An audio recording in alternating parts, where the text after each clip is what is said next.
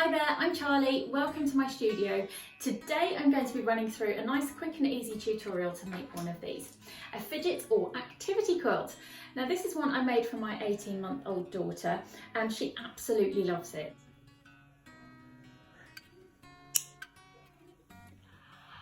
Well done, Gigi.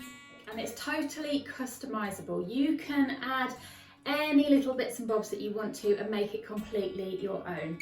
They're really quick and easy to make, so let's get on with it and take a look at exactly what you need.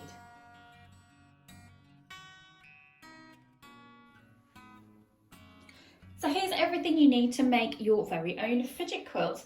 First of all, of course, your fabrics. I would suggest two coordinating fabrics. I'm going to be using this spaceship rocket themed and a star pattern.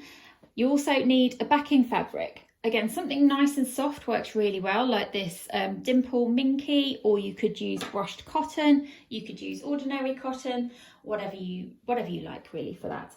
You also need a piece of very fine mesh type material. So this is like a thin piece of voile. You could use a little piece of netting, anything you can find, and that's going to be for our button patch. You're going to need something to cut out with, so a pair of scissors will work absolutely fine for this. If you've got a rotary matting cutter, then great, use those. Something to cut out your squares with. I'm going to be using this 4.5 inch quilting ruler, but you can just cut out a template using cardboard. Absolutely no problem to do that. Then it comes to your activities. As I say, the sky is the limit with these. Here's what I'm going to use on mine. So I've got a selection of bright coloured buttons, a selection of different coloured and different width ribbons, because we're going to be putting little ribbon taggies all around the outside.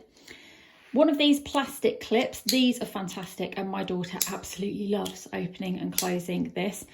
Likewise, something like this works really well with the little tags and loops. You could use zips, you could use poppers, literally anything you can think of. We've got some little beads. We're going to make a little counting activity with these beads. You could perhaps look for some beads with the alphabet on. You could spell out the name of whomever you're going to give this to. That might be nice. And again, some ideas here, just some little MDF stars. Literally, you can put whatever you like on this. So really go to town in personalising it. So the first thing you need to do is cut out your squares. I'm using a 4.5 inch square template. You could make this any size that you like, but I just find that makes a nice manageable size quilt. You're going to need 9 squares in total. So 5 of one pattern, 4 of another. Again, it doesn't matter which, you just need to decide which one you want to have slightly more of. So we've cut out our 9 4.5 inch squares and we've got all of our activities ready, but before we want to place those onto the squares, I'm going to do a little bit of applique on some of the squares. If you can see the one that I pre-made, you can see I've appliqued some stars and some hearts and an initial on, and I think that's a really nice touch, so I'm going to show you how to do that now.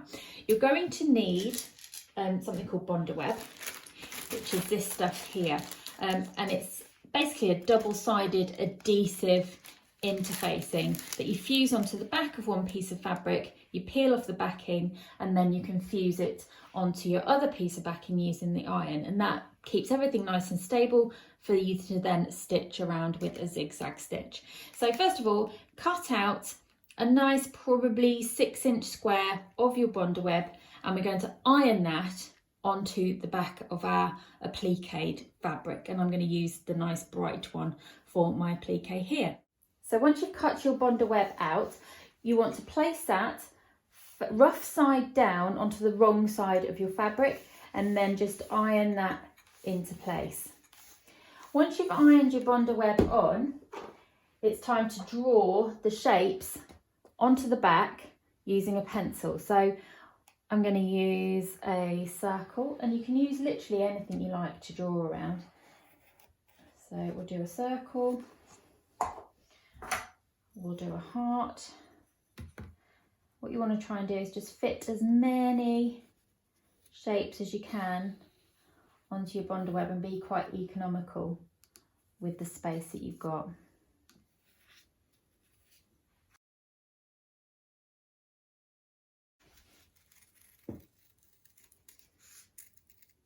So once you've cut out the shapes for your appliques, you just need to decide which squares you're going to pop them on. I've gone for the bright rocket fabric, so I'm going to place them onto each of my star squares.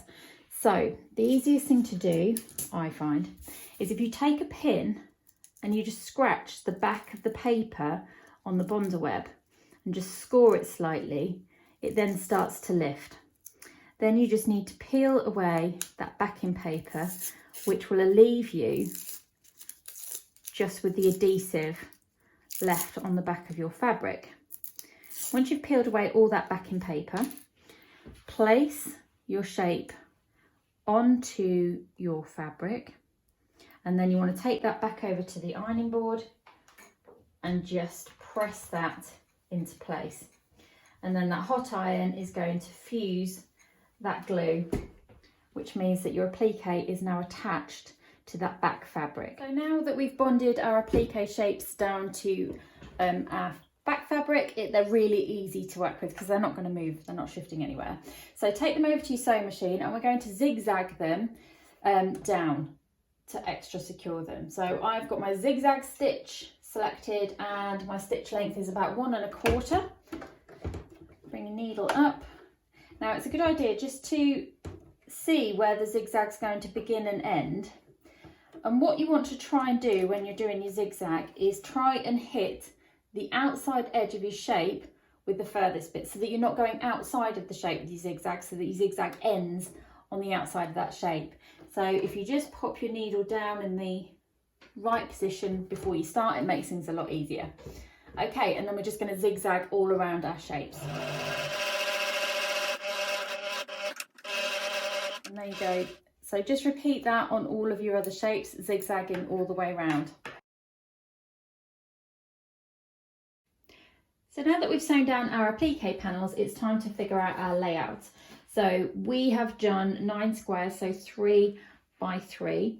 I'm going to put the big heart in the centre and surround that with rocket fabric, and then triangle, circle up there, I think, star and our square, and fill those two in with more of our rocket fabric.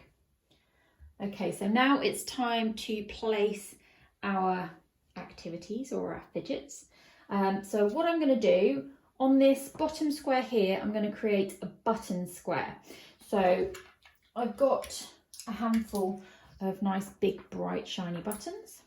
I'm going to pop those down on the square, and then this is where we're going to use that really fine voile net material. I'm going to place that over the top there. Then for our clip, what I've done is I've cut off the black webbing that it came with, and I've just replaced that with some prettier ribbon so that that looks nice. I think I'll place that across the centre of that square there. Then I've threaded beads onto a nice thin piece of ribbon. I've put 10 beads on, so again it's educational, you can practice your counting on the 10 beads. And I'm going to pop that diagonally across that one. And then finally I've done a toggle button, and I've just threaded it with this nice blue lace there as well. So I'm going to put that one across our top square like so. So roughly I know now the layout of our activities. The next thing we need to do is pop our ribbons into place, because we're going to have taggy ribbons going all around the edge of our blanket. So cut your ribbons into about 4-inch pieces, then fold them in half to create a loop. Then what you want to do is take a pin, and you want to pop that with the loop facing in to the blanket and the raw edge facing out, and just pin that into place. You want to go around and do that all the way around with your bits of ribbon. So go around and attach all of your ribbons with the loops facing inwards with a pin. So we're going to start with our bottom row. Take your bottom right hand corner piece and then the next one to it. I'm just going to remove the buttons just for now. you want to make sure that your net is lined up over the top, and then we want to place these right sides together, lining up those edges of the two squares, and then we're just going to pass that through the machine. I've changed my machine back to a straight stitch and I'm on about 1.5 stitch length.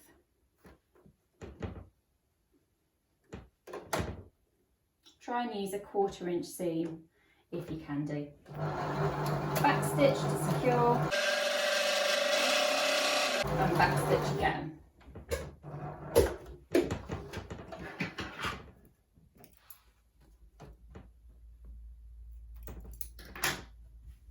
So we've got those two stitched together. Then take the bottom left square and we're just going to place that one right sides together over our centre, and again we're just going to stitch up that far edge.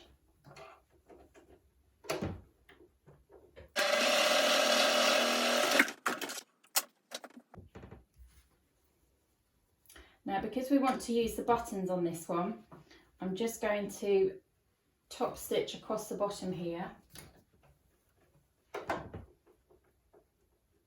close as you can really to the end of that seam.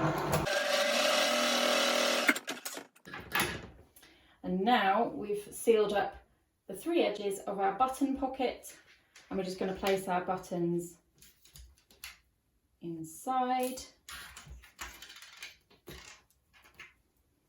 Now, these could be buttons, they could be beads, they can be anything you like really. And then again we're just going to seal up the top, just stitching as close as we can to the edge.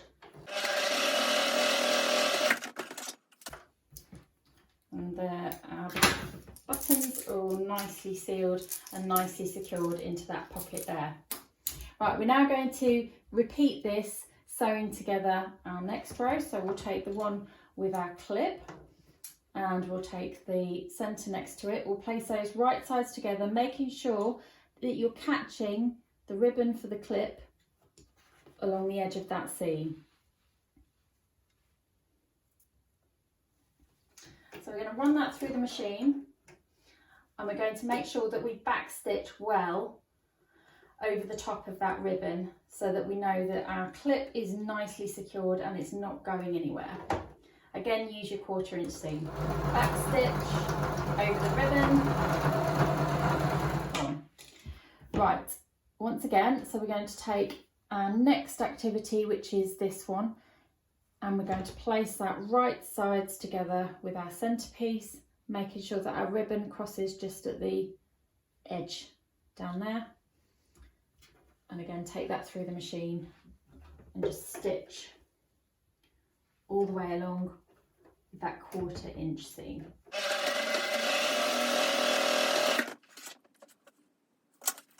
So there's our centre row.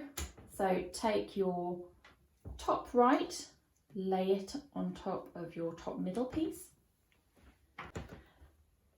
So line up the edges of your fabric, make sure that the ends of your ties are out the edge, and then we're just going to use our 1/4 inch seam and backstitch to secure.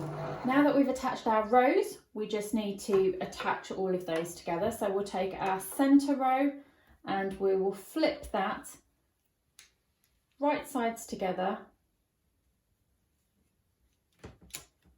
making sure that our seams are all nicely lined up.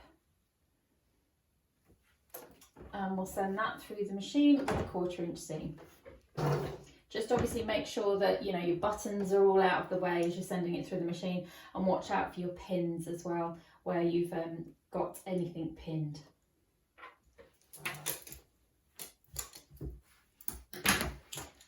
Okay, so that's our top all stitched together. You can see we've sealed up our buttons, we've sealed up our clip. The only thing really that are free still are our ribbons at the edge. I've cut out my piece of Minky just a bit bigger than our top piece, so this is 14 inches square.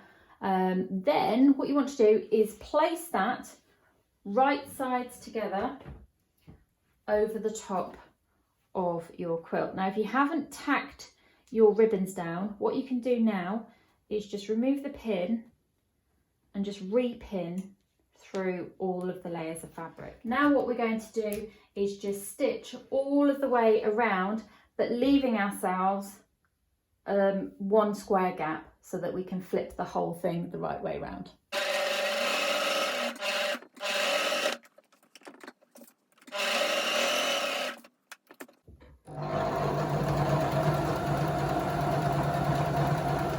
Just make sure that you take care to remove your pins as you're going round, and backstitch over those ribbons.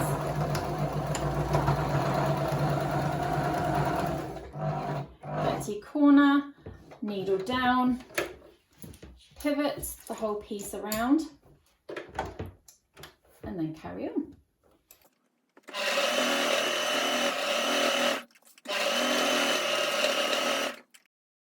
Don't forget to leave yourself one square so that you can flip it the right side round.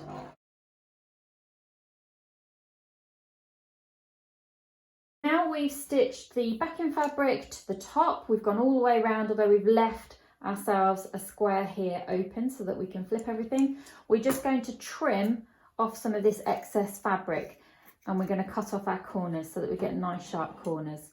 So just go all the way around with your scissors, trimming off any of that excess. Now it's time to flip our fidget quilt the right way around. So just push it all through the hole that you've left.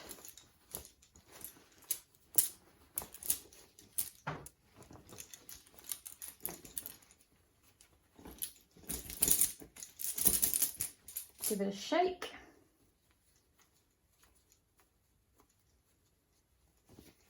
You might want to just take a pencil with a rubber on the end, and get right into those corners.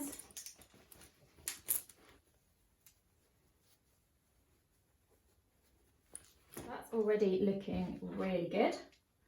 Just a couple more steps and then we will be all done. So we've of course got this final edge that we left to flip our quilt, so we need to stitch that closed. So just take your open seam back through the machine and stitch as close as you can to the edge.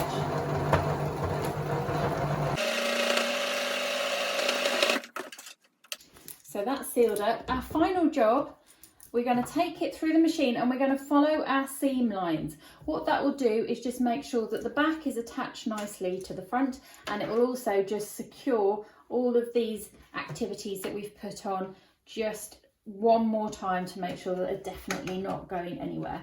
Mine, I'm quite happy, is quite flat, but you could give it a little press if you feel it needs to at this point.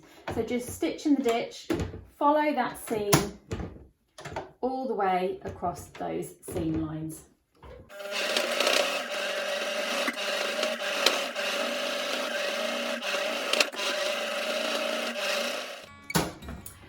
So that's it, we've stitched the front to the back, and that's our fidget activity quilt complete. I think you'll agree it looks really cute, and it's a great size. It's really portable as well. I know that my little girl's one, she uses it all the time and she really loves it. So I hope that you enjoyed making that along with me. Please hit like if you did, and subscribe to my channel. There'll be more tutorials coming up really soon, and please do let me know in the comments below if there's anything in particular that you would like to see. But that's it for me now. Take care, and I'll see you again very soon.